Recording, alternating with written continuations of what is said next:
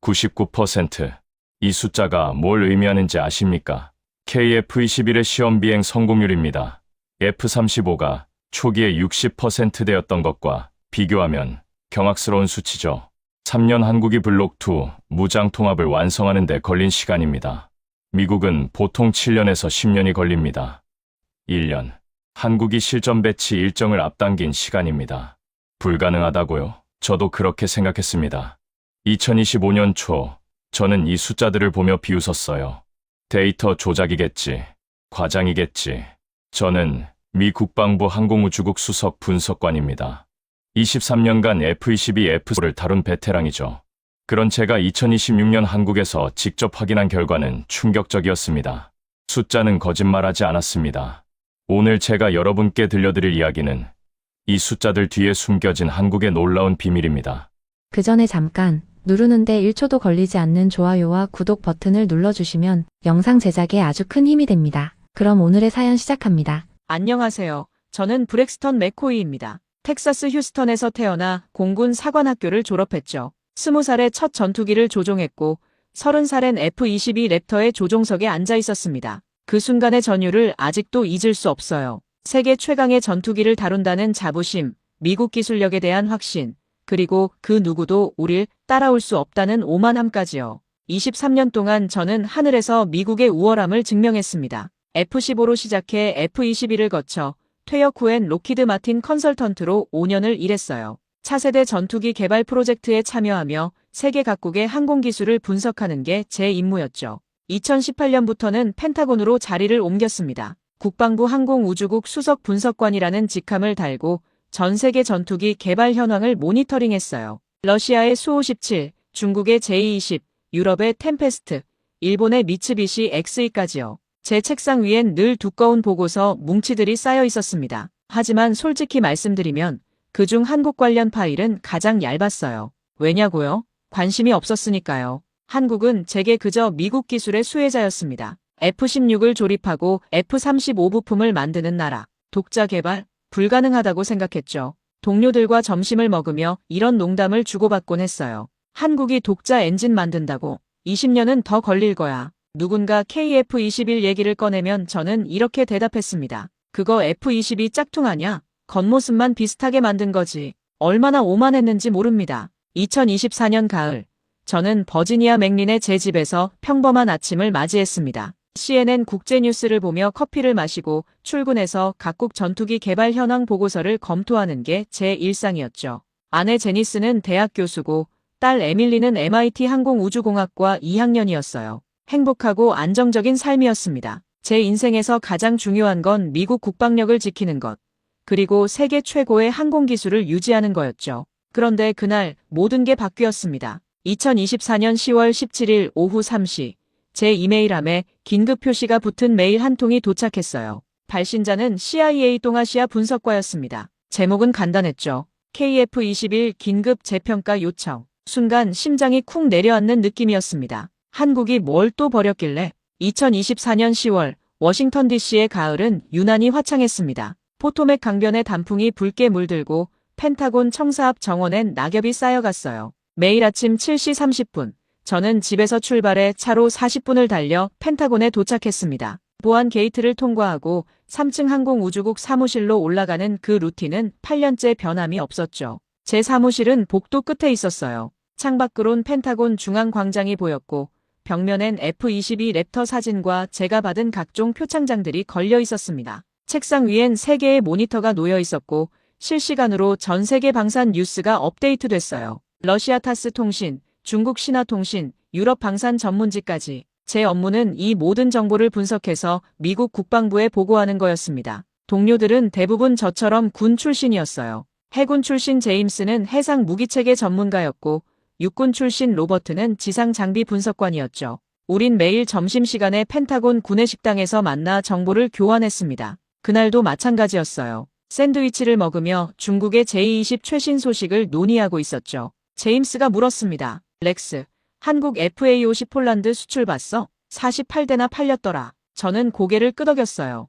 맞지. 어차피 우리 기술 덕분이야. F-16 기반이잖아. 로버트가 웃으며 거들었죠. 한국은 조립 기술은 좋아. 삼성, LG 보라고. 근데 독자 개발은 다른 문제지. 우린 모두 동의했습니다. 한국은 훌륭한 조립 국가지만 핵심 기술은 여전히 미국에 의존한다고요. 그런 인식은 비단 저희만의 것이 아니었습니다. 펜타곤 전체가, 아니 미국 방산업계 전체가 그렇게 생각했어요. 록히드 마틴은 한국을 훌륭한 하청업체로 여겼고 제너럴 일렉트릭은 엔진 고객으로만 봤죠. 한국이 독자 엔진을 개발한다. 그건 먼 미래의 이야기였습니다. 최소 2040년은 돼야 가능할 거라고들 했어요. 저녁엔 집으로 돌아와 가족과 시간을 보냈습니다. 딸 에밀리가 물었어요. 아빠, 학교에서 KF-21 프로젝트 배웠는데 어떻게 생각해? 저는 웃으며 대답했죠. 기술적으론 흥미롭지. 하지만 F-22나 F-35 수준엔 한참 못 미쳐. 겉모습만 비슷하게 만든 거야. 아내 제니스가 제 어깨를 툭 쳤습니다. 당신 또 그런 식으로 말하네. 한국 학생들 얼마나 우수한데. 좀 열린 마음을 가져봐. 하지만 저는 듣지 않았어요. 23년의 경험이 말해주고 있었으니까요. 전투기 개발은 단순히 설계도를 그리는 게 아닙니다. 수만 개의 부품, 수천 번의 시험 비행, 수백 명의 전문가, 그리고 수십 년의 노하우가 필요해요. 미국이 F-22를 완성하는데 20년 걸렸습니다. 러시아의 수-57은 개발 시작한 지 25년이 넘었지만 아직도 문제투성이에요. 중국의 J-20도 엔진 문제로 골머리를 앓고 있죠. 그런데 한국이 2015년에 시작한 프로젝트를 2026년에 완성한다? 말이 안 됐습니다. 분명히 어딘가 속임수가 있거나 아니면 성능을 대폭 낮춰서 만든 거라고 생각했어요. 제 책상 위 한국 파일은 여전히 얇았고 저는 그게 당연하다고 믿었습니다. 매일 아침 출근하면서 펜타곤 건물을 올려다볼 때마다 자부심이 느껴졌어요. 세계 최강 미국 국방부, 그 안에서 일하는 저 자신이 자랑스러웠습니다. 하지만 그 자부심 아래엔 오만함이 숨어 있었어요. 우리 말고 누가 제대로 된 전투기를 만들 수 있겠어? 유럽도 공동 개발하고 일본도 미국 도움받잖아. 한국 따위가 독자 개발? 꿈도 꾸지 마. 그 오만함이 제 눈을 가리고 있었습니다. 데이터는 이미 경고하고 있었는데도요. 2024년 11월 들어서면서 뭔가 이상한 신호들이 포착되기 시작했습니다. 제 모니터에 뜨는 한국 관련 뉴스가 늘어났어요. KF-21 4차 시험 비행 완료, 성공률 97%, KF-21 공대공 미사일 통합 시험 성공, FA-50 폴란드 조기 인도 요청. 하나하나는 대수롭지 않아 보였지만 점점 불안한 느낌이 들었습니다. 어느 날 아침 록히드 마틴에서 일하는 옛 동료 스티브에게서 전화가 왔어요. 렉스, 자네 최근 한국 동향 보고 있나? 좀 이상한데. 저는 무심하게 대답했죠. 뭐가 이상한데? 스티브의 목소리에 긴장감이 배어 있었습니다. KF-21 무장 통합 속도가 너무 빨라. 우리 F-35 개발할 때랑 비교하면 거의 2배는 빠른 것 같아. 뭔가 숨기고 있는 거 아닐까? 그날 오후, 저는 혼자 사무실에 남아 한국 관련 데이터를 재검토했습니다. 2020년부터 2024년까지 KF-21 개발 일정을 쭉 훑어봤어요. 첫 시제기 출고가 2022년 4월, 첫 비행이 그해 7월이었습니다. 그리고 2024년 11월 현재까지 6대의 시제기가 총 1200회 이상 시험 비행을 했더군요. 성공률은 평균 98.7%였습니다. 제 손이 떨리기 시작했어요. F-35는 초기 시험 비행에서 60%대 성공률을 기록했습니다. 수많은 문제가 발견됐고 수정하는 데만 수년이 걸렸죠. 그런데 KF-21은 거의 완벽한 성공률을 보이고 있었어요. 이건 말이 안 됩니다. 두 가지 가능성밖에 없었죠. 하나는 데이터가 조작됐거나 다른 하나는 한국이 정말로 뭔가 다른 방법을 찾았거나. 저는 데이터 조작 쪽에 무게를 뒀습니다. 북한과 대치 중인 한국이 자국민 사기 진작을 위해 과장 보도를 하는 거라고 생각했어요. 하지만 등줄기엔 식은땀이 흘렀습니다. 만약 진짜라면, 만약 한국이 정말로 이런 속도로 개발하고 있다면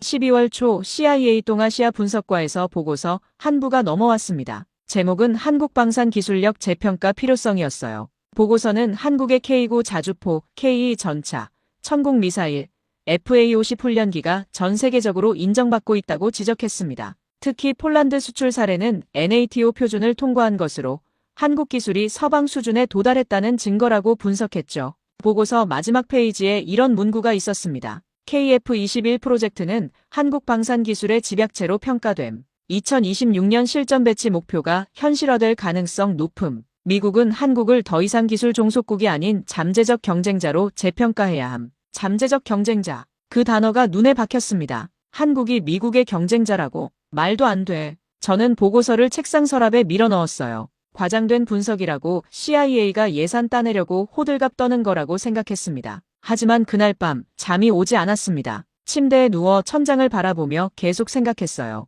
만약 진짜라면, 만약 한국이 정말로 F-22 수준의 전투기를 독자 개발하고 있다면 그건 세계 항공 우주 산업의 지각 변동을 의미했습니다. 미국, 러시아, 중국, 프랑스만 가능했던 영역에 새로운 플레이어가 등장하는 거니까요. 다음 날 아침, 동료 제임스가 제게 말했습니다. 렉스, 자네 요즘 안색이 안 좋아. 무슨 일 있어? 저는 고개를 저었어요. 아니야, 아무 일도 없어. 하지만 제 목소리는 떨리고 있었습니다. 가슴속 깊은 곳에서 불길한 예감이 커져가고 있었어요. 한국에 대한 제 무시와 비웃음 뒤에 어쩌면 제가 놓치고 있는 뭔가 중요한 것이 있을지도 모른다는 두려움이 자라나고 있었습니다. 2026년 1월 13일 화요일 오전 10시 37분 제 인생이 완전히 뒤바뀐 순간이었습니다. 펜타곤 브리핑룸에 긴급 소집 명령이 떨어졌어요. 국방부 차관보 직속으로 항공우주국 전원 집합이었죠.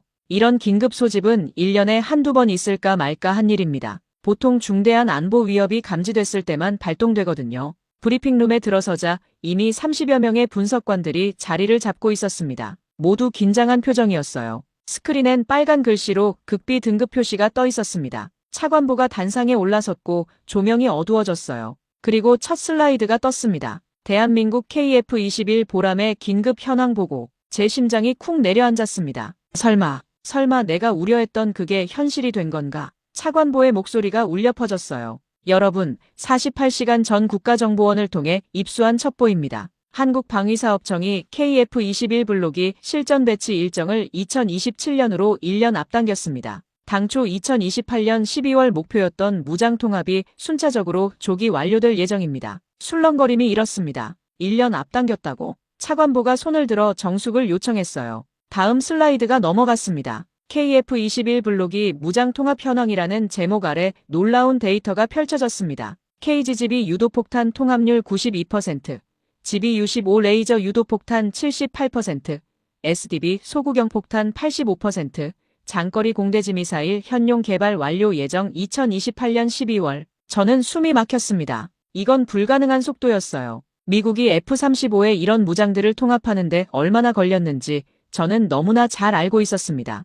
최소 7년에서 10년이었죠. 차관보가 계속 설명했습니다. 더 중요한 건 이겁니다. 다음 슬라이드를 보십시오. 화면에 국산 엔진 KF-X 엔진이라는 제목이 떴어요. 한국이 독자 개발 중인 전투기 엔진입니다. 한화에어로스페이스 주도로 개발되고 있으며 2028년 시험 완료, 2030년대 초반 양산 목표입니다. 추력은 22,000파운드급으로 현재 KF-21에 장착된 미국 제너럴 일렉트릭 F-414 엔진과 동급입니다. 브리핑룸이 술렁거렸습니다. 누군가 소리쳤어요. 불가능합니다. 전투기 엔진 개발은 최소 20년 걸립니다. 차관보가 고개를 저었습니다. 우리도 그렇게 생각했습니다. 하지만 한국은 이미 T-50 고등훈련기 엔진 기술을 보유하고 있고 KF-21 개발 과정에서 축적한 데이터가 있습니다. 게다가 24시간 3교대 연구개발 체제를 운영 중입니다. 저는 의자에 주저앉았습니다. 머릿속이 하얘졌어요. 24시간 3교대? 그건 전시체제나 다름없었습니다.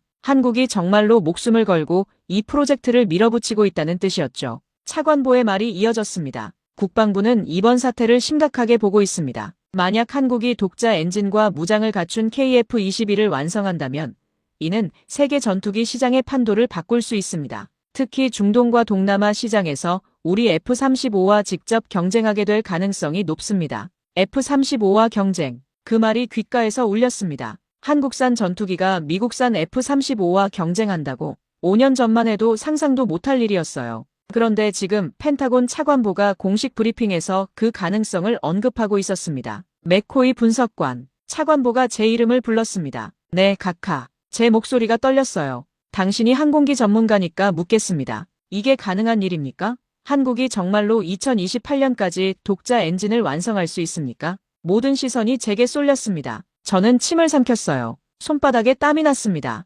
이론적으론 불가능합니다. 하지만 제 목소리가 점점 작아졌어요. 하지만 한국의 최근 행보를 보면 재평가가 필요합니다. 차관보가 고개를 끄덕였습니다. 좋습니다. 당신을 한국에 파견합니다. 3일 내로 출발 준비하십시오. 현지에서 직접 확인하고 보고서를 작성하시오. 브리핑이 끝난 후 저는 복도에서 벽에 기댄 채 숨을 몰아쉬었습니다. 동료 제임스가 다가와 어깨를 두드렸어요. 렉스, 괜찮아? 저는 고개를 저었습니다. 모르겠어. 정말 모르겠어. 만약 이게 사실이라면 우리가 지금껏 믿어온 모든 게 틀린 거야. 그날 저녁 아내에게 전화했습니다. 여보, 나 한국 출장 가게 됐어. 급하게. 제니스가 놀란 목소리로 물었어요. 한국? 무슨 일인데? 저는 한숨을 쉬었습니다. 내가 틀렸을 수도 있어. 한국을 완전히 오해하고 있었을지도 몰라. 그날 밤 잠을 이룰 수 없었습니다. 창밖엔 눈이 내리고 있었어요. 새하얀 눈송이들이 쌓여가는 걸 보며 생각했습니다.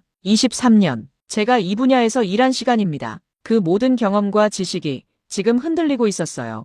인천국제공항에 도착했습니다. 14시간의 긴 비행 끝에 내린 한국 땅. 피곤했지만 긴장감 때문에 잠은 오지 않았어요. 입국 심사를 마치고 짐을 찾아 나오는데 예상치 못한 광경이 눈앞에 펼쳐졌습니다. 공항이 엄청나게 크고 현대적이었어요. 천장 높이가 15m는 좋게 됐고 곳곳에 첨단 디지털 사이니지가 설치돼 있었습니다. 자동 출입국 심사대, 로봇 안내원, 완벽한 WI-파이 환경. 이건 제가 상상했던 한국이 아니었습니다. 솔직히 말하면 저는 한국을 좀 더 개발도상국에 가까운 나라로 생각했거든요. 하지만 이 공항은 워싱턴 덜레스 공항보다 더 최첨단이었어요. 픽업 나온 국방부 연락관 이중령을 만났습니다. 40대 초반으로 보이는 그는 유창한 영어로 인사했어요. 맥코이 분석관님 환영합니다. 저는 악수를 받으며 물었죠. 공항이 정말 인상적이네요. 이중령이 담담하게 대답했습니다. 2001년 개항했습니다. 세계 공항 서비스 평가 1위를 12년 연속 받았죠.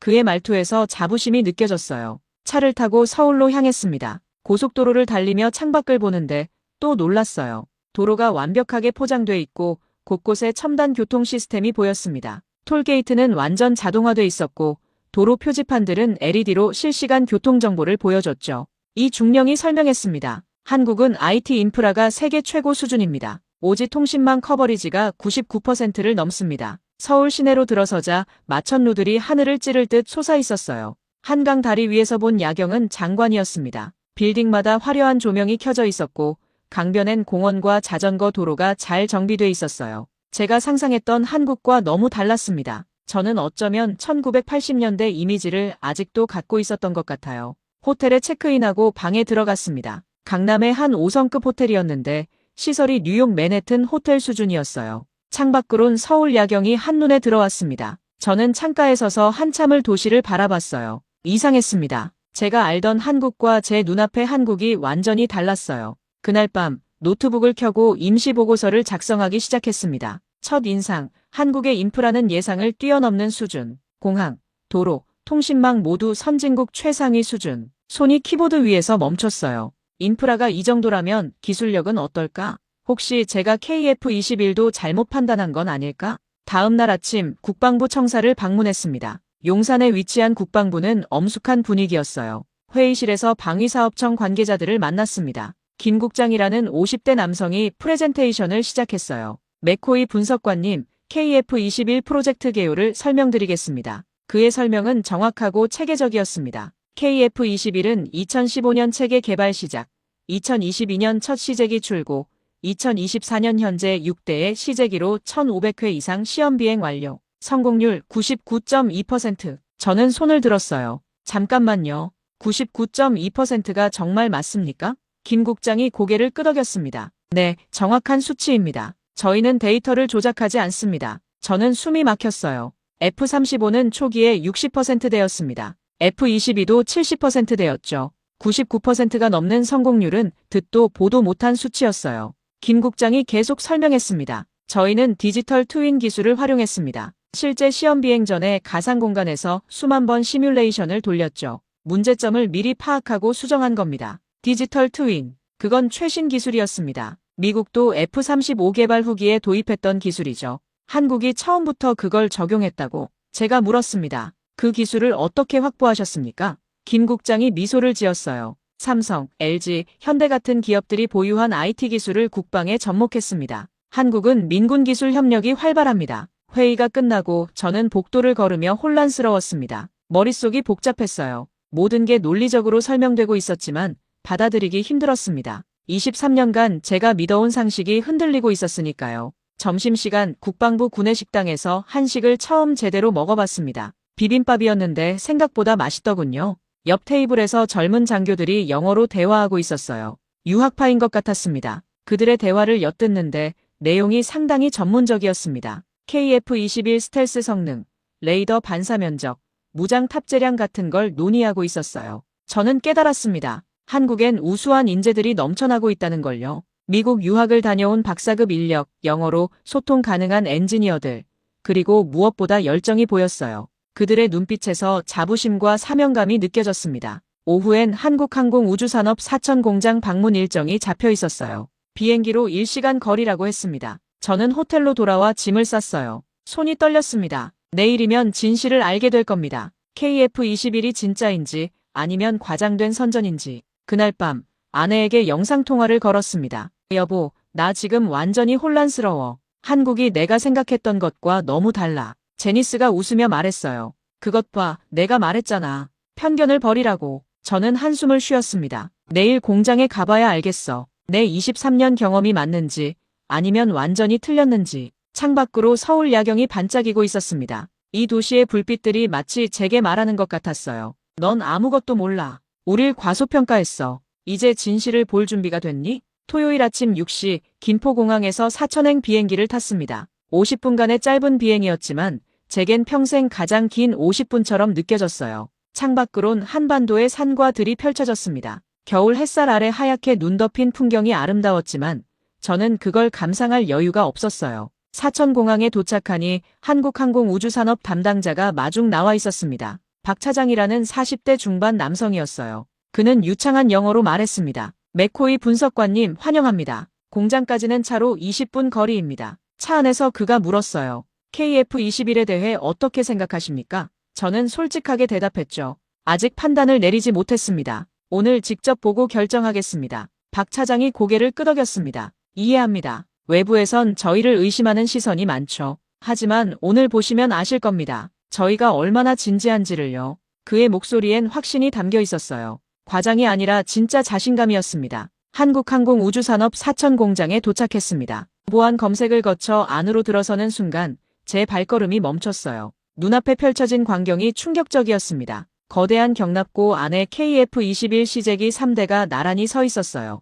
회색 도장에 날렵한 기체들, 쌍발 엔진, 델타익 형상, 스텔스 설계가 적용된 외형. 제 심장이 빠르게 뛰기 시작했습니다. 이건 단순한 복제품이 아니었어요. 세련된 디자인, 정밀한 마감, 그리고 무엇보다 압도적인 존재감. 마치 F-22와 F-35의 장점을 결합한 듯한 느낌이었습니다. 박 차장이 자랑스럽게 말했어요. 6번기입니다. 가장 최신 시제기죠. 블록이 무장 통합 시험에 투입되고 있습니다. 저는 천천히 기체에 다가갔습니다. 복합 소재로 만들어진 표면이 햇살에 반짝였어요. 손으로 만져보니 매끄러웠습니다. 이음새가 거의 보이지 않았어요. 제작 수준이 상당히 높았습니다. 저는 물었습니다. 스텔스 성능은 어느 정도입니까? 박 차장이 대답했어요. 레이더 반사 면적은 기밀이지만 F-35 수준을 목표로 합니다. 경납고를 나와 생산 라인으로 이동했습니다. 그곳에서 본 광경은 더 충격적이었어요. 수십 명의 엔지니어들이 거대한 부품들을 조립하고 있었습니다. 자동화 로봇이 정밀 용접을 하고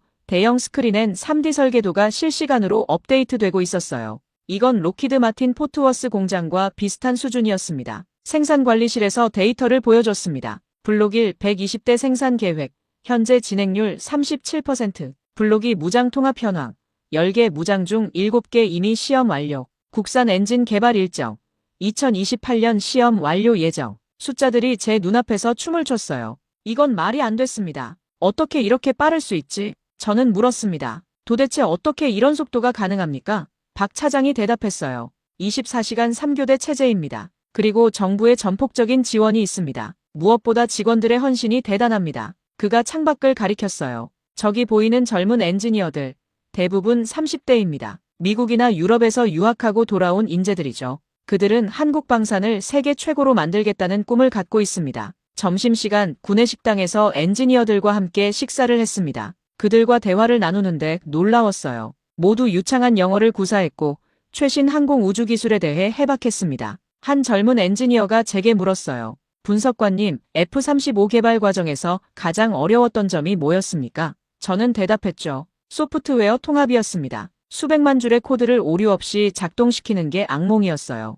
그가 고개를 끄덕였습니다. 저희도 같은 문제를 겪었습니다. 하지만 디지털 트윈과 AI 기반 테스트로 해결했어요. 개발 기간을 3년 단축할 수 있었습니다. 저는 입이 다물어지지 않았어요. AI 기반 테스트? 그건 미국도 이제 막 도입하기 시작한 기술이었습니다. 오후엔 시험 비행 준비 과정을 참관했습니다. 6번기가 활주로로 이동했어요. 조종사가 탑승하고 엔진이 점화됐습니다. F414 엔진의 우렁찬 소리가 울려 퍼졌죠. 제 가슴이 두근거렸습니다. 저도 조종사 출신이라 저 느낌을 너무나 잘 알거든요. 관제탑에서 시험 비행을 지켜봤습니다. KF-21이 활주로를 질주하더니 우아하게 이륙했어요. 상승, 선회, 급강하, 롤링, 모든 기동이 완벽했습니다. 옆에 서 있던 시험 비행 책임자가 말했어요. 오늘은 공대지 무장 투하 시험입니다. KGGB 유도폭탄 2발을 투하할 예정입니다. 모니터를 통해 조종석 화면이 실시간으로 보였어요. 조종사가 목표물을 조준하고 버튼을 눌렀습니다.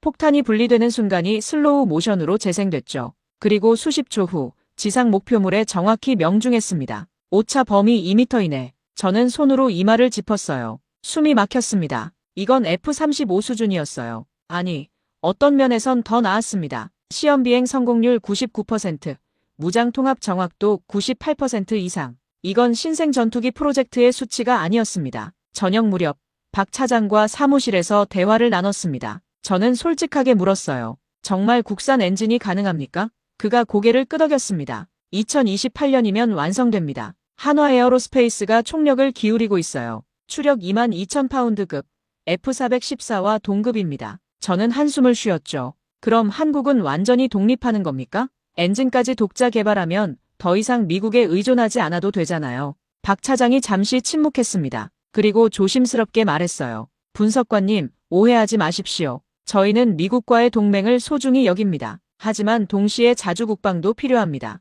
북한, 중국이라는 위협 앞에서 우린 스스로를 지킬 능력이 있어야 해요. 그의 말에 제 가슴이 뭉클했습니다. 한국이 왜 이렇게 필사적인지 이해가 됐어요. 이건 단순한 무기 개발이 아니었습니다. 생존을 위한 몸부림이었죠. 제가 무시했던 그 절박함이 한국을 이 지경까지 끌어올린 원동력이었습니다. 그날 밤 호텔로 돌아와 저는 노트북 앞에 앉았습니다. 보고서를 작성해야 했어요. 하지만 손이 키보드 위에서 떨렸습니다. 뭐라고 써야 할까? 한국이 정말로 해냈다고? 제 23년 경험이 틀렸다고? 펜타곤이 이걸 믿어줄까? 창밖으론 사천 시내의 불빛이 보였습니다. 작은 도시였지만 그 안에서 세계를 뒤흔들 전투기가 만들어지고 있었어요. 저는 깨달았습니다. 제가 한국을 완전히 잘못 봤다는 걸요. 저는 사천에서 서울로 돌아왔습니다. 머릿속이 복잡했어요. 어젯밤 거의 잠을 못 잤습니다. KF-21의 실체를 목격한 충격이 너무 컸거든요. 펜타곤에 보고서를 보내야 하는데 도대체 뭐라고 써야 할지 막막했습니다.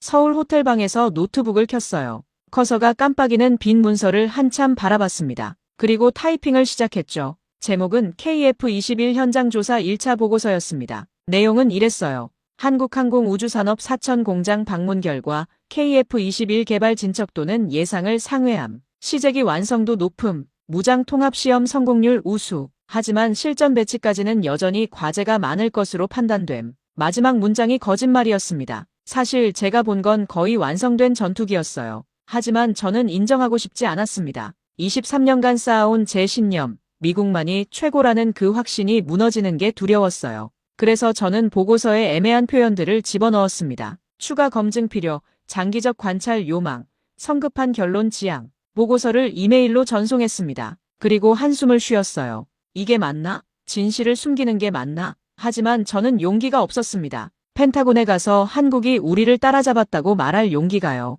오후에 국방부 회의가 예정돼 있었습니다. 회의실에 들어서니 한국 측 관계자 6명이 앉아 있었어요. 방위사업청 김 국장, 국방부 이 중령, 그리고 한국항공우주산업 관계자들. 김 국장이 먼저 말을 꺼냈습니다. 맥코이 분석관님, 어제 공장 방문은 어떠셨습니까? 저는 형식적으로 대답했어요. 인상적이었습니다. 한국의 기술력을 확인할 수 있었습니다. 김 국장이 고개를 끄덕였죠. 그렇다면 본론으로 들어가겠습니다. 미국 측에 제안이 있습니다. KF-21 프로젝트에 미국 기업들이 참여할 수 있는 기회를 열어두고 싶습니다. 특히 무장 통합 부분에서 협력 가능성을 논의하고 싶습니다. 저는 속으로 안도했어요. 역시 한국도 미국 기술이 필요하구나. 아직 완전히 독립하진 못했어. 저는 자신 있게 말했습니다. 좋은 제안입니다. 펜타곤에 전달하겠습니다. 미국의 AIM-120 공대공 미사일이나 JDAM 유도폭탄 통합을 제안하면 어떻겠습니까? 한국도 이익이 될 겁니다. 그런데 김 국장의 표정이 묘했어요.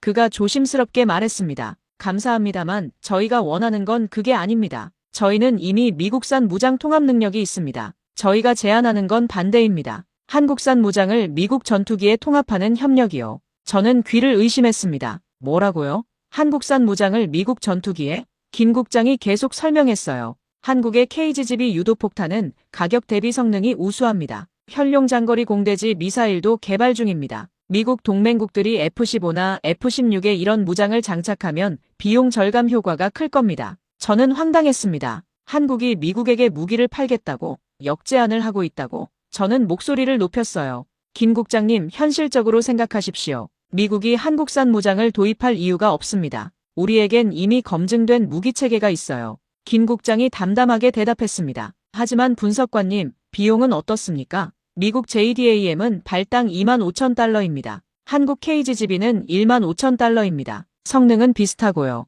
생산 능력도 저희가 더 빠릅니다. 폴란드가 FA-50을 선택한 이유 중 하나도 빠른 납기였습니다. 저는 할 말을 잃었어요. 그의 말이 논리적이었기 때문입니다. 실제로 미국 방산업체들은 납기 지연 문제로 골머리를 앓고 있었어요. F-35 생산도 밀리고 무장 공급도 우크라이나 전쟁 때문에 달리고 있었죠. 하지만 저는 인정할 수 없었습니다. 미국이 한국에게 도움을 받는다? 말도 안 돼. 저는 자리에서 일어섰습니다. 죄송하지만 이 제안은 받아들이기 어렵습니다. 미국 국방부가 한국산 무장을 도입할 가능성은 거의 없습니다. 그리고 솔직히 말씀드리면 KF-21도 아직 검증되지 않았습니다. 실전 배치까지는 많은 문제가 생길 겁니다. 회의실이 조용해졌습니다. 한국 측 관계자들의 표정이 굳었어요. 김 국장이 천천히 말했습니다. 분석관님, 실망스럽군요. 저희는 동맹국으로서 솔직하게 제안한 건데요. 이 중령이 끼어들었어요. 맥코이 분석관님, 혹시 선입견이 있으신 건 아닙니까?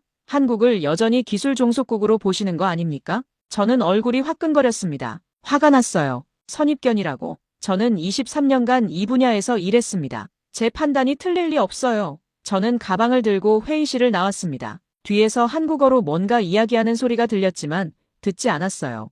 호텔로 돌아와 침대에 쓰러졌습니다. 숨이 가빴어요. 손이 떨렸습니다. 저는 실수한 걸까요? 너무 감정적으로 대응한 걸까? 하지만 인정할 수 없었어요. 한국이 미국과 대등하다니 말도 안 됩니다. 저녁에 로키드 마틴 옛 동료 스티브에게 전화했습니다. 스티브, 나 한국에서 미칠 것 같아. 그들이 우리한테 무기를 팔겠대. 우습지 않아? 스티브가 웃었어요. 렉스, 농담이지? 한국이 우리한테? 저는 격하게 말했습니다. 농담이 아니야. 진짜야. 그리고 더 웃긴 건 그들 말이 논리적이라는 거야. 비용도 싸고 납기도 빠르대. 스티브가 진지해졌어요. 렉스, 진정해. 너무 스트레스 받지 마. 한국이 아무리 잘해도 우리 수준엔 못 미쳐. 그냥 형식적으로 보고서 쓰고 돌아와. 그의 말이 위로가 됐습니다. 그래, 맞아. 내가 과민 반응한 거야. 하지만 그날 밤 잠들기 전에 문득 생각했습니다. 만약 내가 틀렸다면? 만약 한국이 정말로 우리를 따라잡았다면? 그 생각이 머릿속에서 떠나지 않았어요.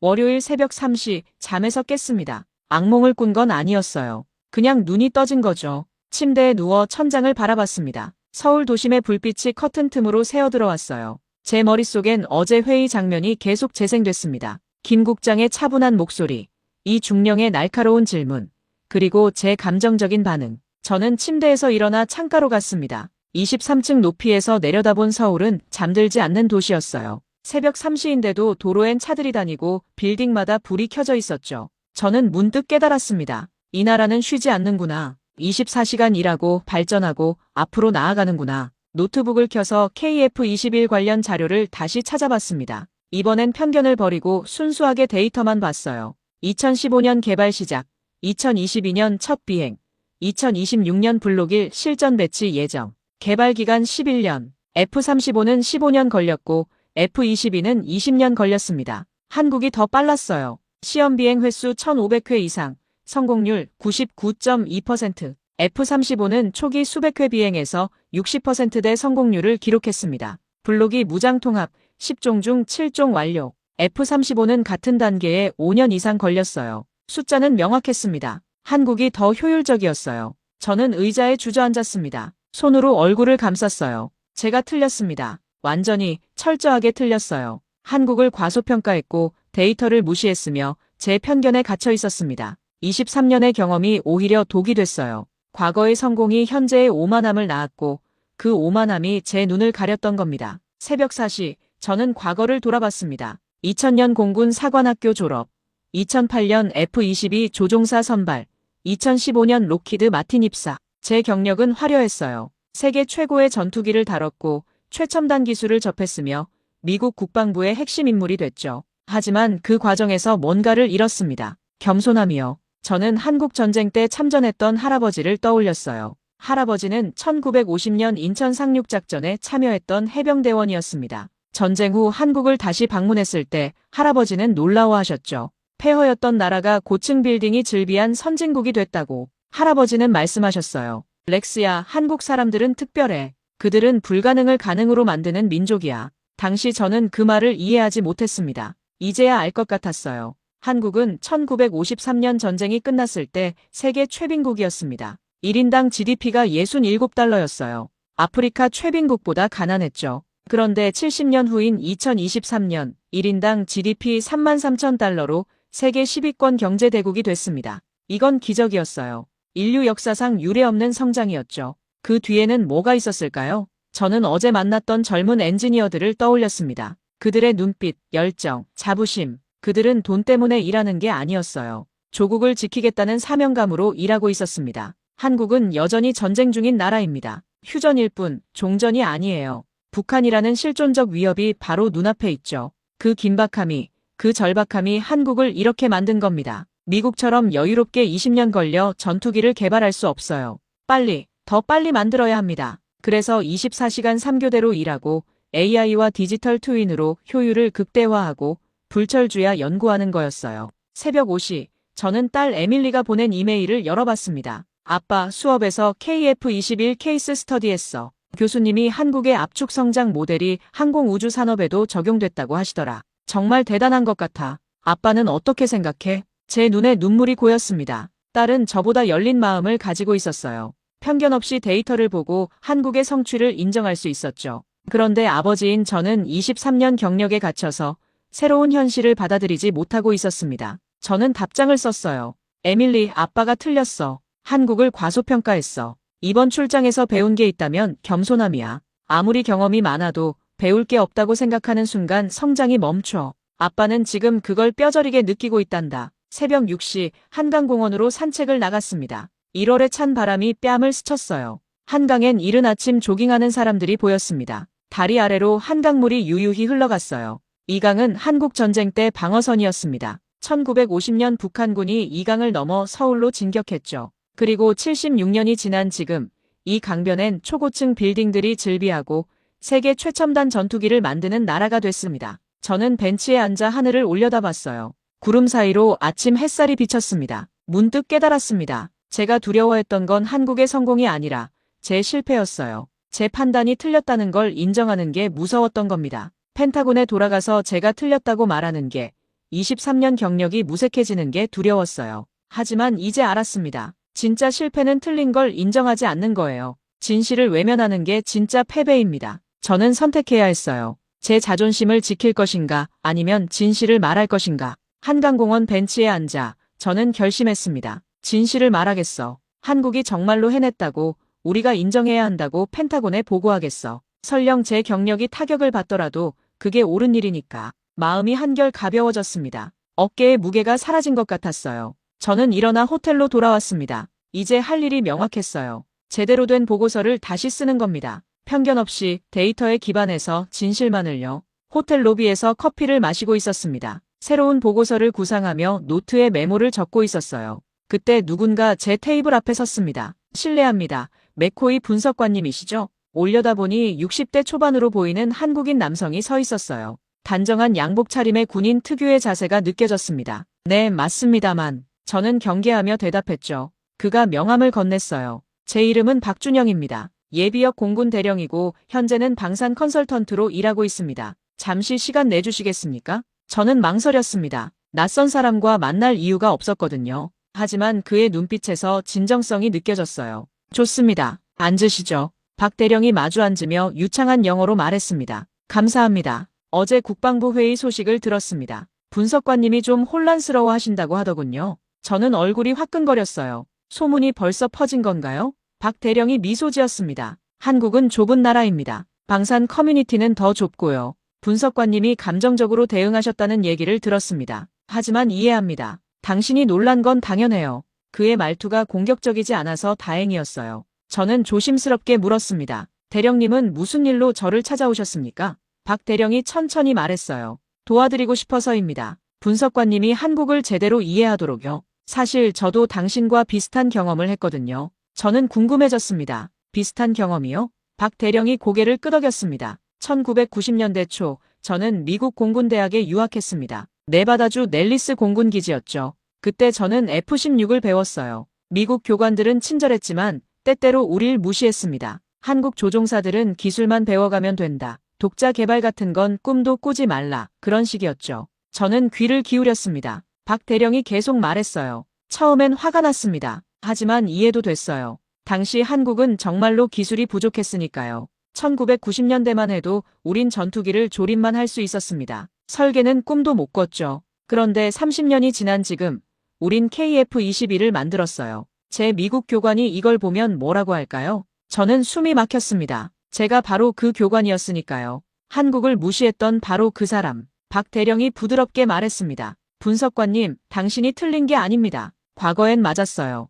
1990년대, 2000년대 한국은 정말 기술 종속국이었습니다. 하지만 2020년대 한국은 다릅니다. 우린 변했어요. 당신이 적응하지 못한 것뿐이에요. 그의 말이 가슴에 와닿았습니다. 맞아요. 제가 과거에 갇혀 있었던 거예요. 박 대령이 제안했습니다. 제가 한국을 안내해드리겠습니다. 진짜 한국을 보여드리죠. 데이터가 아니라 사람을, 시설이 아니라 정신을요. 내일 시간 되십니까? 저는 고개를 끄덕였습니다. 감사합니다. 그렇게 하고 싶습니다. 다음 날 1월 20일 화요일, 박 대령이 호텔로 마중 나왔습니다. 우린 차를 타고 서울 외곽으로 향했어요. 어디 가시는 겁니까? 제가 묻자 박 대령이 대답했죠. 한국방산의 심장부입니다. 창원으로 갑니다. 이 시간을 달려 경상남도 창원에 도착했습니다. 거기엔 하나 디펜스, 두산 에너빌리티, STX 엔진 같은 방산 기업들이 모여 있었어요. 박 대령이 하나 디펜스 공장으로 안내했습니다. 여기서 K9 자주포, K2 전차가 만들어집니다. 세계가 탐내는 무기들이죠.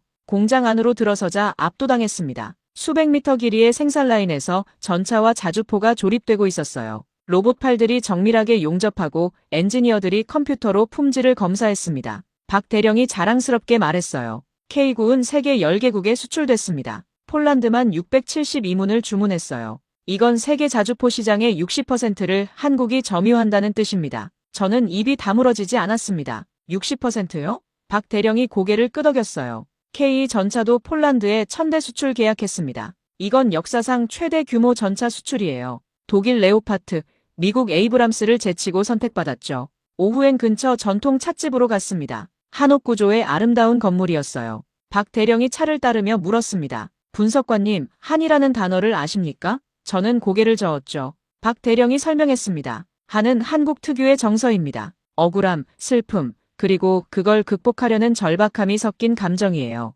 한국 사람들은 한을 원동력으로 삼습니다. 그가 계속 말했어요. 한국은 역사적으로 수없이 침략당했습니다. 중국, 일본, 몽골, 식민지가 됐고 전쟁을 겪었고 분단됐죠. 그 모든 고통이 한으로 쌓였어요. 하지만 우린 그걸 포기의 이유로 삼지 않았습니다. 오히려 발전의 동력으로 삼았죠. 저는 숨죽여 들었습니다. 박 대령이 말을 이었어요. KF-21도 마찬가지입니다. 왜 우리가 독자 전투기를 만들려고 할까요? 미국에서 F-35 사면 편하잖아요. 하지만 우린 의존하고 싶지 않습니다. 1970년대 미국이 한국의 무기 수출을 제한했을 때 우린 절박했어요. 스스로 지킬 수밖에 없다는 걸 깨달았죠. 그의 말이 심장을 쳤습니다. 박 대령이 제 눈을 똑바로 보며 말했어요. 분석관님, 데이터만 보지 마십시오. 사람을 보십시오. 한국 엔지니어들이 왜 밤새 일하는지, 왜 24시간 3교대로 일하는지 그 이유를 이해하십시오. 그들은 돈 때문이 아니라 조국 때문에 일합니다.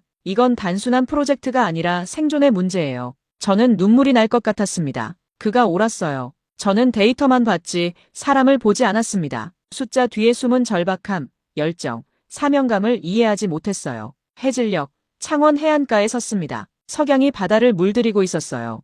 박 대령이 말했습니다. 분석관님, 내일 다시 기회를 드리겠습니다. 국방부가 분석관님을 다시 초청하고 싶어 합니다. 이번엔 열린 마음으로 들어주시겠습니까? 저는 고개를 끄덕였습니다. 감사합니다, 대령님. 당신이 제 눈을 뜨게 해줬습니다. 박 대령이 미소 지었어요. 아닙니다. 분석관님 스스로 눈을 뜬 겁니다. 제가 한 건 조금 도와드린 것뿐이에요. 그날 밤 호텔로 돌아와 저는 완전히 달라진 사람이 됐습니다. 이제 한국이 보였어요. 진짜 한국이요. 수요일 아침 박 대령에게서 전화가 왔습니다. 분석관님, 오늘 오후 2시 국방부에서 재회의가 있습니다. 김 국장님이 분석관님께 다시 기회를 주고 싶다고 하십니다. 저는 흔쾌히 승낙했어요. 감사합니다. 제가 준비하겠습니다. 호텔방에서 저는 노트를 펼쳤습니다. 이번엔 제대로 준비하고 싶었어요. 질문 리스트를 작성했죠. KF-21 개발 과정의 핵심 노하우, 디지털 트윈 기술 적용 방법, 24시간 3교대 시스템의 구체적 운영,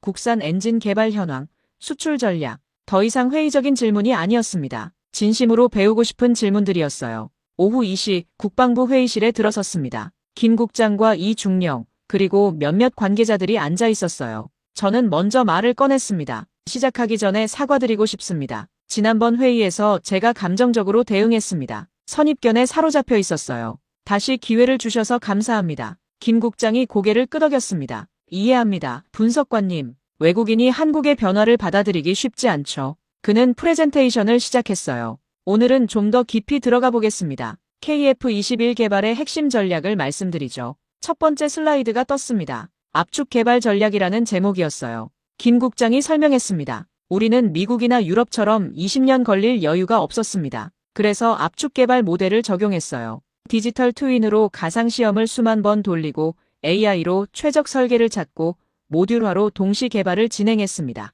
저는 메모하며 물었습니다. 구체적으로 어떤 AI 기술을 사용했습니까? 김 국장이 대답했어요. 머신러닝 기반 구조 최적화, 공기역학 시뮬레이션, 결함 예측 시스템입니다. 삼성전자와 LG전자의 AI 연구소가 협력했죠. 민간 기술을 국방에 적용한 겁니다. 두 번째 슬라이드는 국산화 로드맵이었습니다. 1단계는 기체 국산화, 2단계는 무장 국산화, 3단계는 엔진 국산화였어요. 김 국장이 말했습니다. 우린 단계별로 진행했습니다. 한 번에 다 하려면 실패하니까요. 먼저 기체를 완성하고 그 다음 무장을 통합하고 마지막으로 엔진을 개발합니다. 2030년이면 100% 국산화됩니다. 저는 감탄했습니다. 전략적이네요. 미국은 처음부터 다 하려고 해서 문제가 생겼는데 김 국장이 미소 지었어요. 우린 후발주자의 이점을 활용했습니다. 미국의 실수에서 배웠죠. 세 번째 슬라이드는 계속 오후 614 수출 전략이었습니다. 목표 시장은 중동,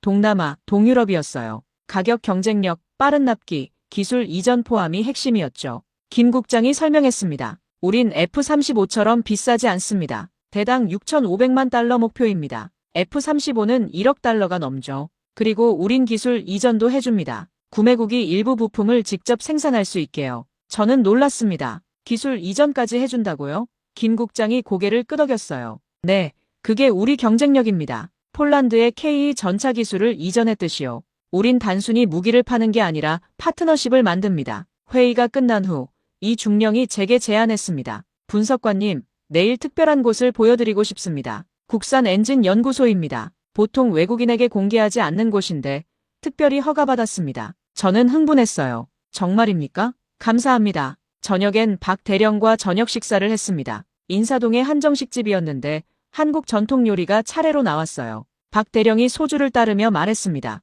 분석관님, 많이 변하셨네요. 이틀 전과 완전히 다른 사람 같아요. 저는 웃었습니다. 대령님 덕분입니다. 눈을 뜨게 해주셨어요. 박 대령이 진지하게 말했습니다. 아닙니다. 분석관님이 용기를 낸 겁니다. 틀렸다고 인정하는 건 쉽지 않은 일이에요. 특히 당신처럼 경력이 화려한 사람에겐요. 저는 고개를 숙였습니다. 솔직히 무섭습니다. 펜타곤에 돌아가서 뭐라고 말해야 할지. 제 보고서가 받아들여질까요? 박 대령이 어깨를 두드렸어요. 진실은 언제나 이깁니다. 용기를 내십시오. 우리가 함께 돕겠습니다. 필요한 데이터, 자료 모두 제공하겠습니다. 그의 말이 큰 힘이 됐어요. 밤에 호텔로 돌아와 새로운 보고서 초안을 작성하기 시작했습니다. 제목은 KF-21 프로젝트 종합 재평가였어요. 이번엔 편견 없이 순수하게 데이터와 관찰에 기반해서 썼습니다. 결론은 명확했습니다. 한국은 독자 전투기 개발에 성공했다. 2027년 실전 배치 가능하다. 2030년 국산 엔진 완성 시 완전한 기술 독립 달성한다. 미국은 한국을 경쟁자가 아닌 파트너로 재정의해야 한다. 손이 떨렸지만 저는 계속 타이핑했어요.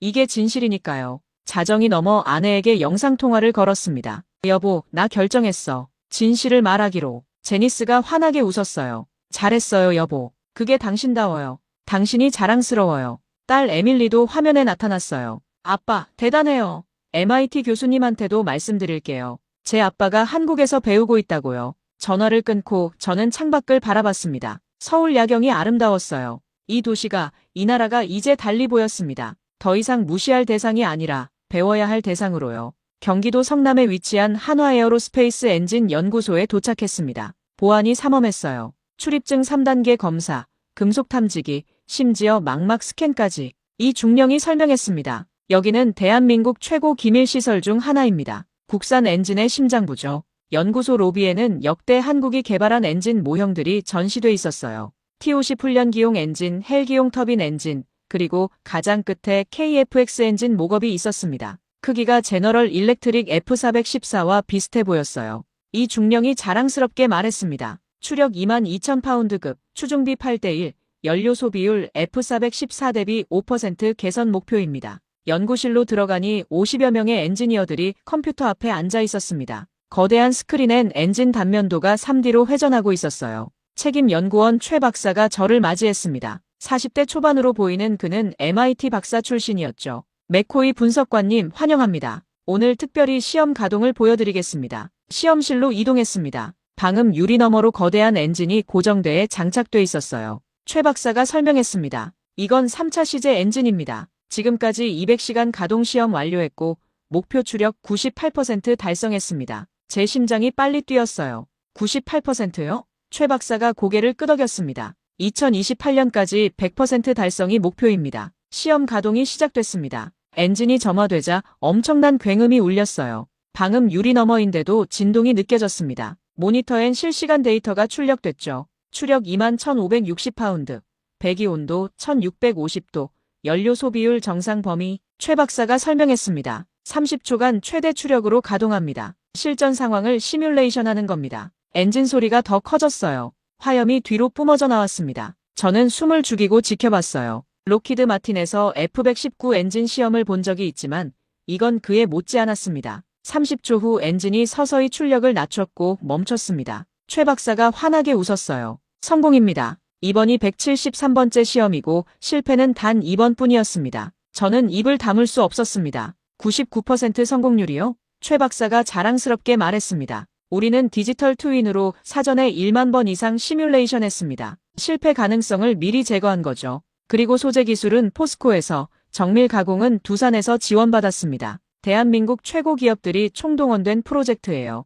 점심시간 연구소 구내식당에서 젊은 엔지니어들과 대화했습니다. 한 20대 후반 엔지니어가 말했어요. 저는 KAIST 기계공학과 출신입니다. 미국 조지아텍에서 석사했고요. 원래 제너럴 일렉트릭에서 일하고 싶었어요. 하지만 KFX 엔진 프로젝트 소식을 듣고 귀국했습니다. 한국에서 엔진을 만든다는 게 꿈만 같았거든요. 다른 엔지니어가 거들었어요. 저희 팀은 평균 연령 32세입니다. 모두 해외 유학하고 세계 최고 수준의 교육을 받았어요. 하지만 우린 한국으로 돌아왔습니다. 여기서 역사를 만들고 싶었으니까요. 제 눈시울이 뜨거워졌습니다. 이들의 열정이 진짜였어요. 오후엔 무장통합시험장으로 이동했습니다. 사천기지보다 작은 규모였지만 최신 장비들이 갖춰져 있었어요. 시험 책임자가 설명했습니다. 오늘은 KGGB 유도폭탄 실제 투하 시험입니다. KF-21 6번기가 투입됩니다. 활주로에 6번기가 대기하고 있었습니다. 양쪽 날개 아래 KGGB 두 발이 장착돼 있었어요.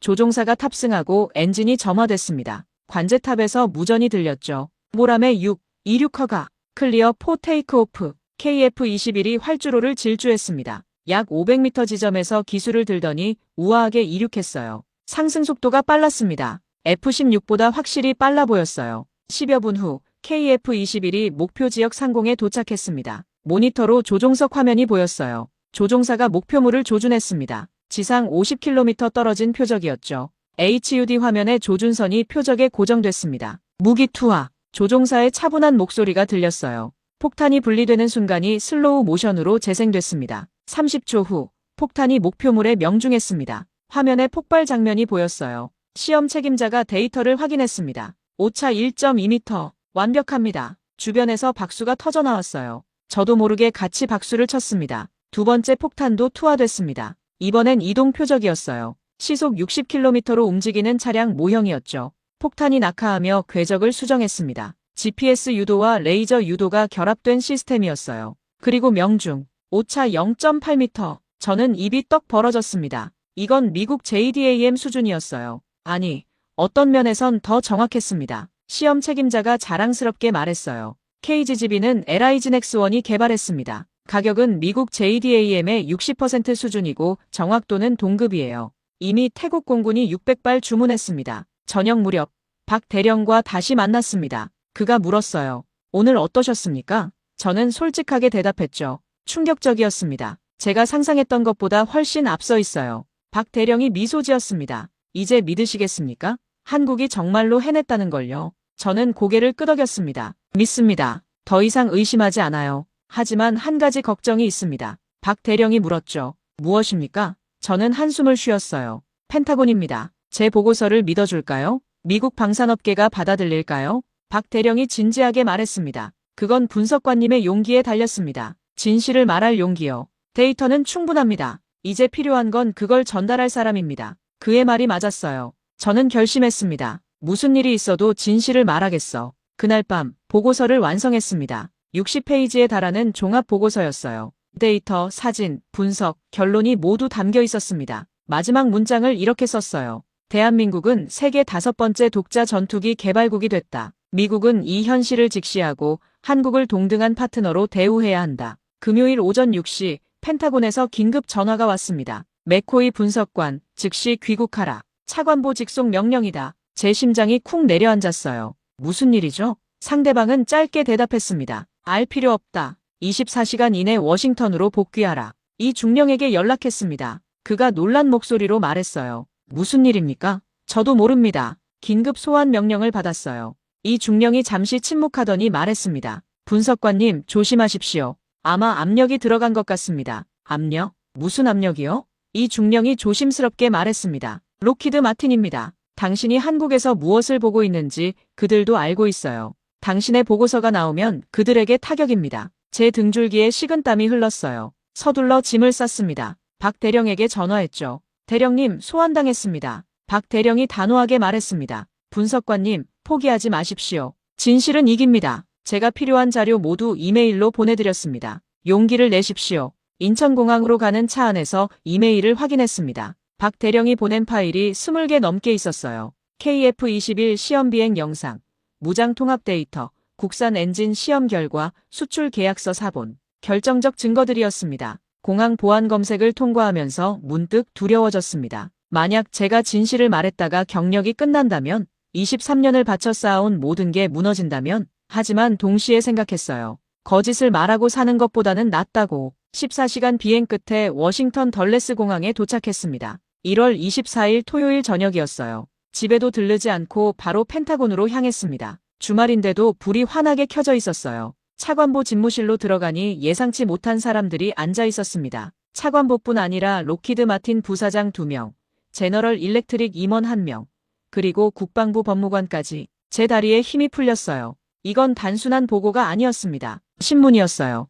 차관보가 차갑게 말했습니다. 앉으시오, 맥코이 분석관. 당신 보고서 초안을 봤소. 심각한 문제가 있소. 저는 침을 삼켰어요. 무슨 문제입니까? 차관보가 서류를 던졌습니다. 이게 뭐예요? 한국이 세계 5대 전투기 개발국, 미국과 동등한 파트너. 당신 정신이 있소? 록히드 마틴 부사장이 끼어들었어요. 맥코이 분석관, 당신이 한국에서 뭘 본 건지 모르겠지만 현실을 직시하시오. KF-21은 우리 기술 기반입니다. F-414 엔진, 복합 소재, 항전 장비 상당 부분이 미국산이에요. 독자 개발이라고. 웃기는 소리. 제너럴 일렉트릭 임원도 가세했습니다. 국산 엔진이 2028년 완성? 불가능합니다. 엔진 개발은 최소 20년 걸려요. 한국이 뭘 보여줬는지 모르지만 그건 쇼였을 겁니다. 저는 분노가 치밀었어요. 하지만 참았습니다. 천천히 가방에서 노트북을 꺼냈죠. 제가 직접 찍은 사진과 영상이 있습니다. 보시겠습니까? 차관보가 손을 저었어요.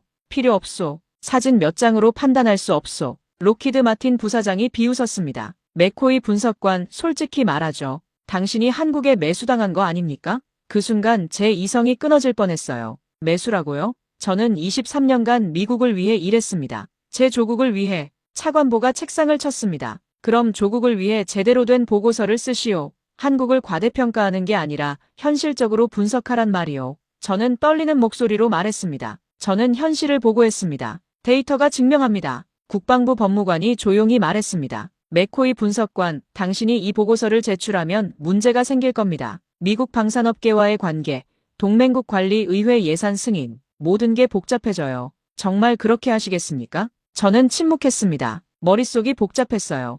이들의 말도 일리가 있었습니다. 제 보고서가 파장을 일으킬 게 분명했죠. 로키드 마틴은 F-35 판매에 타격을 받을 거고 제너럴 일렉트릭은 엔진 수출이 줄어들 거예요. 의회는 한국에 대한 기술 이전을 재검토할 겁니다. 차관보가 최후 통첩을 했습니다. 주말 동안 생각하시오. 월요일 아침까지 수정된 보고서를 제출하든지 아니면 사임하든지 선택은 당신 몫이오. 집으로 돌아왔습니다. 아내와 딸이 반갑게 맞아줬어요. 하지만 저는 웃을 수 없었습니다. 서재에 들어가 문을 잠갔죠. 책상에 앉아 머리를 감쌌습니다. 어떻게 해야 하지? 노트북을 켰습니다. 화면엔 KF-21이 하늘을 나는 사진이 있었어요. 아름다웠습니다. 그리고 제 눈엔 눈물이 고였습니다. 저는 진실을 봤어요. 한국의 성취를, 엔지니어들의 열정을, 박대령의 진정성을요. 그걸 부정하라고요? 자정이 넘어 아내가 노크했습니다. 여보, 괜찮아요? 문을 열고 아내를 껴안았어요. 제니스, 나 큰일 났어. 진실을 말하면 경력이 끝나고 거짓을 말하면 양심이 끝나. 아내가 제 등을 쓰다듬으며 말했습니다. 여보, 당신이 어떤 선택을 하든 저는 지지해요. 하지만 한 가지만 물을게요. 거울을 보고 부끄럽지 않은 선택이 뭐예요? 그 말이 제 가슴을 찔렀습니다. 부끄럽지 않은 선택. 저는 알고 있었어요. 답을 이미 알고 있었습니다. 월요일 아침 7시, 저는 펜타곤 앞에 서 있었습니다. 손에는 노트북 가방이 들려 있었고 그 안엔 2개의 보고서가 있었어요. 하나는 차관보가 원하는 수정된 보고서, 한국의 성취를 축소하고 미국의 우위를 강조한 버전이었습니다. 다른 하나는 제가 작성한 원본, 진실만을 담은 보고서였죠. 주말 내내 고민했습니다. 토요일엔 아내와 산책하며 이야기를 나눴어요. 제니스가 물었습니다. 여보, 23년 전 공군 사관학교 졸업할 때 뭐라고 선서했어요? 저는 기억을 더듬었죠. 미합중국 헌법을 수호하고 국가에 충성하며 진실과 명예를 지키겠다고 선서했어요.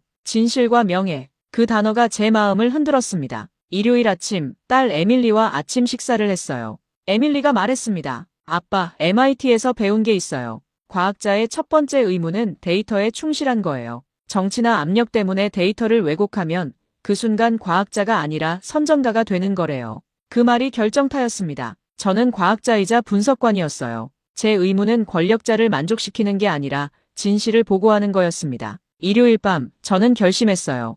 원본을 제출하겠어. 무슨 일이 있어도. 월요일 아침 펜타곤 로비를 걸어가며 이상한 평온함을 느꼈습니다. 더 이상 두렵지 않았어요. 오히려 홀가분했습니다. 엘리베이터를 타고 3층으로 올라갔죠. 복도를 걸으며 동료들과 눈인사를 나눴어요. 어쩌면 마지막 출근일지도 모른다는 생각이 들었습니다. 차관보 집무실 앞에 섰습니다. 심호흡을 했어요. 노크하고 들어갔습니다. 차관보가 책상에 앉아 있었고 옆엔 법무관이 있었어요. 보고서 가져왔소? 차관보가 물었습니다. 저는 고개를 끄덕이고 노트북을 꺼냈어요. 화면을 차관보 쪽으로 돌렸습니다. 이게 제 최종 보고서입니다. 차관보가 첫 페이지를 보더니 얼굴이 굳었어요. 이게 뭐예요? 수정 안 했잖소. 저는 침착하게 대답했습니다. 수정할 이유가 없었습니다. 이게 진실이니까요. 차관보가 책상을 쳤습니다. 맥코이, 내가 경고했소. 이 보고서 제출하면 당신 경력 끝이요. 저는 똑바로 그의 눈을 봤어요. 알고 있습니다. 하지만 거짓 보고서 제출하면 제 양심이 끝납니다. 저는 차라리 경력이 끝나는 쪽을 택하겠습니다.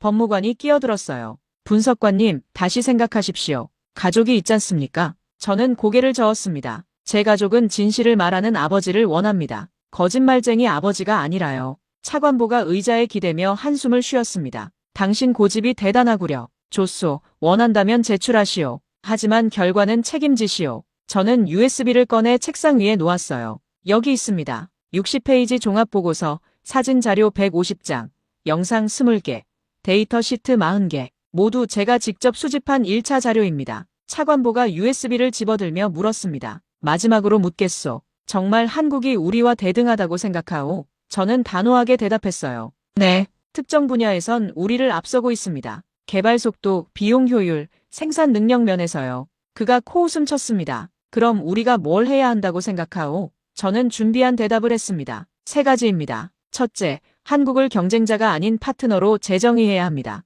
둘째, 기술 협력을 확대해야 합니다. 한국의 빠른 개발 속도에서 배워야 해요. 셋째, 방산 수출 시장에서 협력 모델을 만들어야 합니다. 한국과 경쟁하기보다 함께 제3국에 진출하는 게 유리합니다. 차관보가 잠시 침묵했습니다. 창밖을 바라보더니 말했어요. 당신 말이 틀리지 않소. 하지만 현실은 복잡하오. 의회를, 방산업계를, 군부를 설득해야 하오. 저는 고개를 끄덕였습니다. 그게 제 일은 아닙니다. 제 일은 진실을 보고하는 거예요. 설득은 당신 일이고요. 그가 쓴웃음을 지었습니다. 당돌하군. 좋소. 이 보고서 검토하겠소. 하지만 경고하는데 파장이 클 거요. 저는 자리에서 일어났습니다. 감사합니다, 각하. 파장이 크든 작든 진실은 말해져야 합니다. 집무실을 나와 복도를 걸었습니다. 온몸에 힘이 빠졌어요. 다리가 후들거렸습니다. 화장실로 들어가 세면대에 손을 짚었죠. 거울 속 제 얼굴을 봤어요. 피곤해 보였지만 눈빛만큼은 맑았습니다. 저는 제 자신에게 말했어요. 잘했어, 렉스. 부끄럽지 않아. 오후 3시. 박 대령에게 전화했습니다. 대령님, 제출했습니다. 원본 그대로요. 박 대령이 기뻐하는 목소리로 말했어요. 잘하셨습니다. 분석관님, 용기 있는 결정이었어요. 저는 웃었습니다. 용기라기보단 양심이었어요. 저녁에 집에 돌아가니 아내와 딸이 케이크를 준비해놨습니다. 촛불이 켜져 있었어요. 무슨 날이에요? 제가 물으니 에밀리가 대답했습니다. 아빠의 진실의 날이에요. 축하해요. 제 눈에 눈물이 고였습니다. 가족들이 저를 자랑스러워했어요. 그날 밤 잠자리에 들기 전 창밖을 바라봤습니다. 별이 총총히 빛나고 있었어요. 23년 경력이 끝날 수도 있었습니다. 하지만 후회하지 않았어요. 제가 옳은 일을 했다는 걸 알고 있었으니까요. 펜타곤 대형 브리핑룸에 소집됐습니다. 이번엔 규모가 달랐어요. 국방부 장관, 합참의장, 각 군 참모총장, 차관보들, 그리고 방산업체 대표들까지 총 80여 명이 참석했습니다. 제 심장이 빠르게 뛰었어요. 단상에 오르라는 지시를 받았습니다. 다리가 떨렸지만 당당하게 걸어갔어요. 마이크 앞에 섰습니다. 국방부 장관이 소개했습니다. 여러분, 오늘은 맥코이 분석관의 한국 KF-21 종합보고를 듣겠습니다. 분석관 시작하시오. 저는 심호흡을 하고 첫 슬라이드를 띄웠습니다. 제목은 대한민국 KF-21 보람의 새로운 현실의 등장이었어요. 제 목소리가 울려 퍼졌습니다. 신사숙녀 여러분, 저는 3주간 한국에서 직접 조사한 결과를 보고합니다. 결론부터 말씀드리면 한국은 성공했습니다. 술렁거림이 일었습니다. 저는 계속했어요. KF-21은 2027년 실전 배치 가능합니다. 시험 비행 성공률 99.2%, 블록이 무장 통합률 85%, 국산 엔진 2028년 완성 예정. 이 모든 데이터를 제가 직접 확인했습니다. 슬라이드가 넘어가며 사진들이 나타났습니다. KF-21 시제기, 생산 라인, 엔진 시험, 무장 투하. 각 사진마다 상세한 설명을 덧붙였어요. 특히 엔진 시험 영상을 재생했을 때 브리핑룸이 조용해졌습니다. 22,000파운드 추력을 내뿜는 국산 엔진의 모습이 압도적이었거든요. 로키드 마틴 부사장이 손을 들었습니다. 분석관, 그 엔진이 정말 실용화 가능하다고 봅니까? 저는 단호하게 대답했어요. 네. 173번 시험 중 171번 성공했습니다. 99% 성공률입니다. 2028년이면 양산 단계 들어갑니다. 제너럴 일렉트릭 임원이 끼어들었어요. 하지만 내구성은, 수명은, 저는 준비한 데이터를 제시했습니다. 현재까지 누적 200시간 가동 테스트 완료했습니다. 목표는 4,000시간이고 순조롭게 진행 중입니다. 한화에어로스페이스가 포스코의 특수 합금 기술을 적용해서 내열성이 우수합니다. 합참의장이 질문했습니다. 전략적 함의는 무엇입니까? 저는 준비한 핵심 메시지를 전달했어요. 3가지입니다. 첫째, 한국은 더 이상 기술 종속국이 아닙니다. 독자 방위 능력을 갖췄어요. 둘째, 전투기 수출 시장에 새로운 경쟁자가 등장했습니다. 가격 경쟁력과 빠른 납기가 강점입니다. 셋째, 미국은 한국과 협력 모델을 재설계해야 합니다. 장관이 물었습니다. 협력 모델이라 함은? 저는 제안서를 제시했어요. 한국의 빠른 개발 방식을 벤치마킹해야 합니다. 디지털 트윈, AI 기반 설계, 24시간 개발 체제, 그리고 제3국 공동 수출을 제안합니다. 예를 들어 동남아 시장에서 F-35와 KF-21을 패키지로 제안하는 겁니다.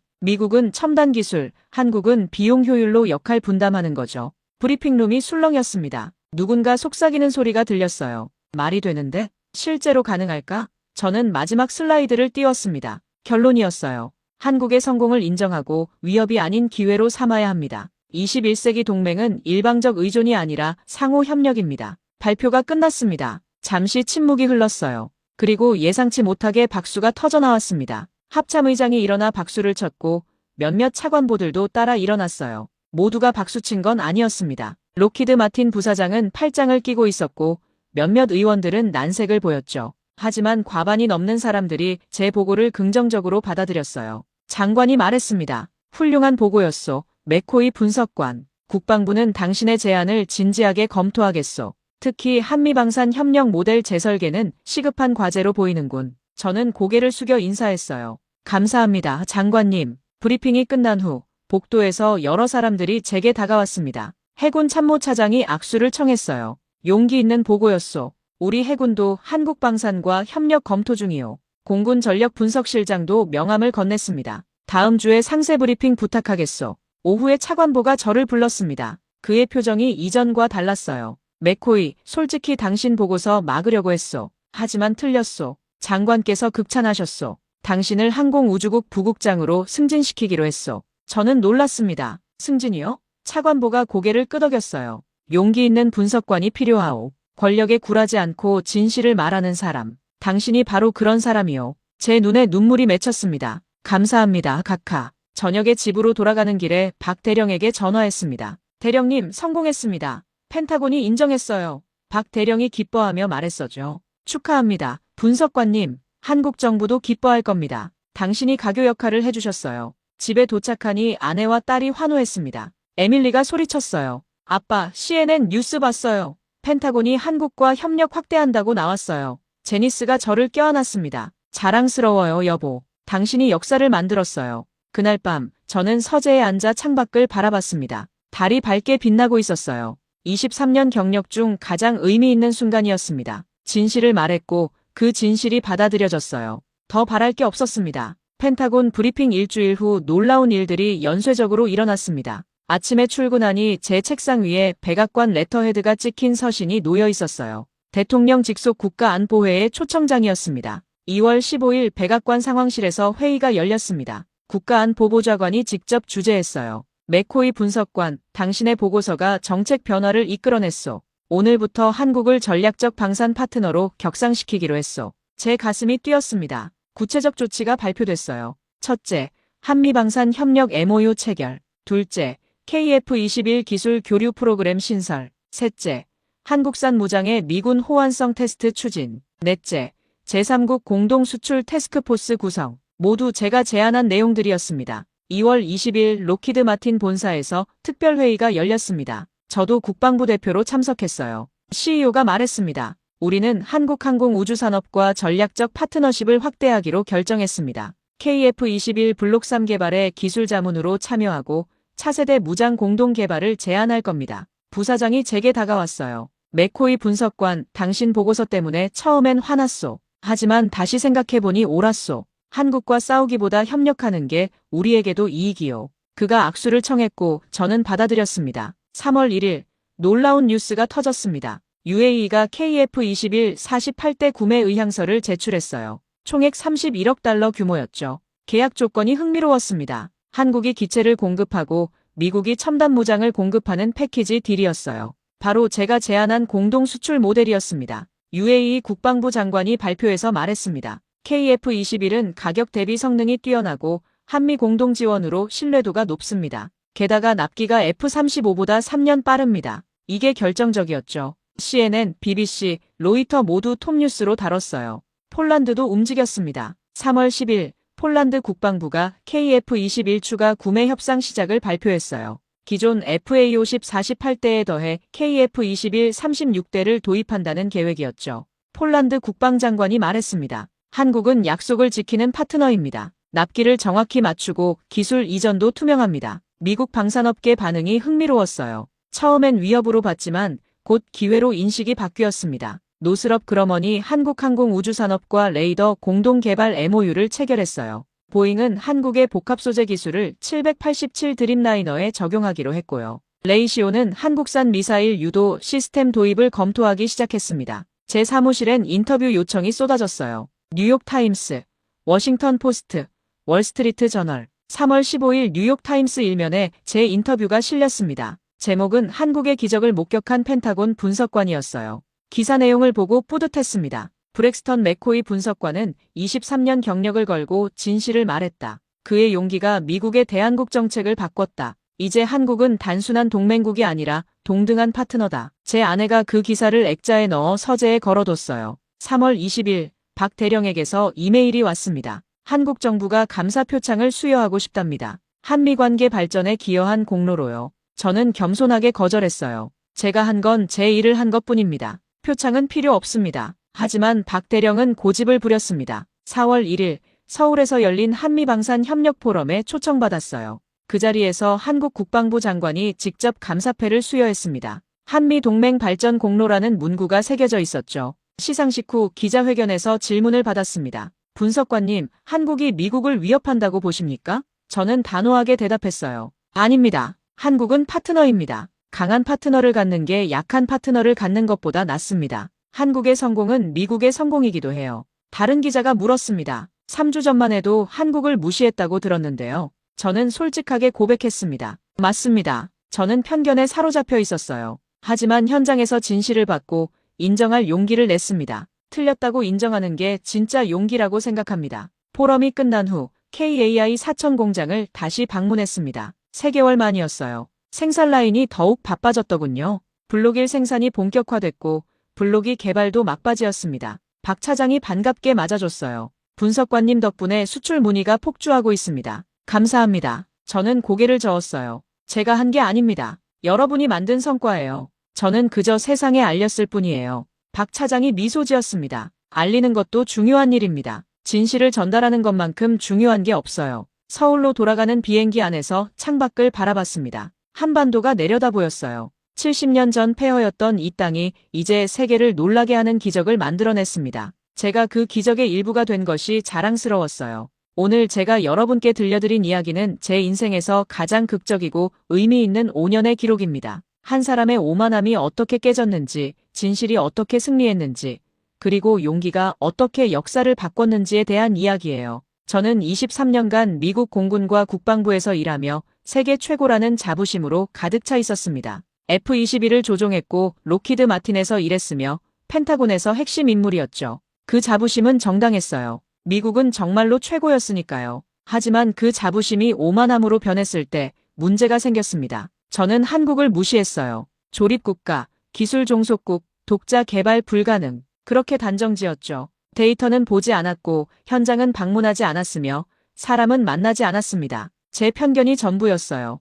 2026년 1월 한국에 갔을 때 저는 여전히 회의적이었습니다. KF-21, 과장된 선전일 거야. 국산 엔진, 20년은 더 걸릴 거야. 하지만 현장에서 본 것은 충격이었어요. 99% 시험 비행 성공률, 85% 무장 통합률, 98% 목표 달성한 엔진. 숫자는 거짓말하지 않았습니다. 더 중요한 건 사람이었어요. 밤새 일하는 젊은 엔지니어들, 24시간 3교대로 연구하는 과학자들, 조국을 지키겠다는 사명감으로 가득 찬 군인들. 그들의 눈빛에서 저는 진정성을 봤습니다. 이건 단순한 프로젝트가 아니었어요. 생존을 위한 몸부림이었죠. 박 대령을 만난 건 제 인생의 전환점이었습니다. 그는 제게 말했어요. 데이터만 보지 말고 사람을 보라. 한국의 한을 이해하라. 절박함이 기적을 만든다. 그 말이 제 마음을 열었어요. 비로소 이해했습니다. 한국이 왜 이렇게 필사적인지, 왜 불가능을 가능으로 만들었는지. 펜타곤으로 돌아가 가장 어려운 선택을 해야 했습니다. 진실을 말할 것인가, 아니면 조직에 순응할 것인가. 로키드 마틴이 압력을 넣었고 차관보가 수정을 요구했으며 제 경력이 위험에 처했어요. 하지만 저는 진실을 선택했습니다. 거울을 보고 부끄럽지 않은 쪽을요. 결과는 놀라웠습니다. 펜타곤이 제 보고를 받아들였고 한미 협력이 확대됐으며 KF-21이 세계적으로 인정받았어요. 제 경력도 끝나지 않았습니다. 오히려 승진했죠. 진실은 정말로 승리했습니다. 지난 5년간 저는 완전히 다른 사람이 됐습니다. 오만했던 제가 겸손해졌고 편견에 갇혔던 제가 열린 마음을 갖게 됐으며 데이터만 보던 제가 사람을 보게 됐어요. 한국이 저를 변화시켰습니다. 이 이야기가 여러분께 주는 교훈은 무엇일까요? 첫째, 경험이 아무리 많아도 배움을 멈추지 마세요. 저는 23년 경력이 있었지만 틀렸어요. 경험이 오만함이 되는 순간 성장이 멈춥니다. 둘째, 편견을 버리세요. 저는 한국을 무시했지만 한국은 저를 가르쳐 줬어요. 선입견 없이 현장을 보고 데이터를 믿고 사람을 만나세요. 진실은 항상 현장에 있습니다. 셋째, 틀렸다고 인정하는 용기를 가지세요. 저는 펜타곤에서 제 실수를 고백했어요. 쉽지 않았지만 옳은 일이었습니다. 인정하는 순간 새로운 길이 열립니다. 넷째, 진실을 말하세요. 압력이 있어도 위협이 있어도 진실을 말하는 게 옳습니다. 단기적으론 손해볼 수 있지만 장기적으론 반드시 이깁니다. 한국의 기적은 끝나지 않았습니다. KF-21은 시작일 뿐이에요. 현재 한국은 차세대 전투기 연구에 들어갔고 극초음속 미사일을 개발 중이며 우주 발사체도 성공시켰습니다. 10년 후엔 어디까지 갈까요? 상상이 안 됩니다. 하지만 한 가지는 확실합니다. 한국은 계속 세상을 놀라게 할 거예요. 왜냐고요? 그들에겐 절박함이 있으니까요.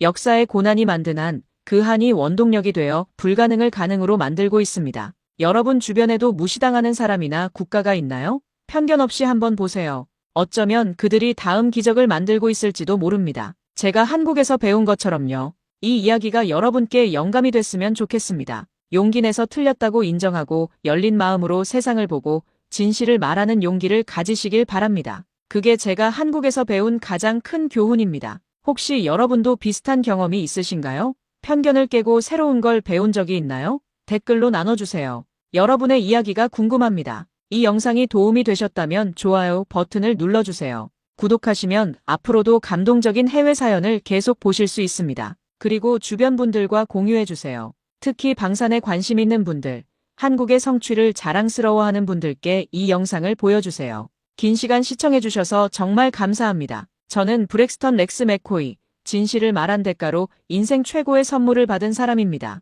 여러분도 진실과 함께하는 삶을 사시길 바랍니다. 감사합니다.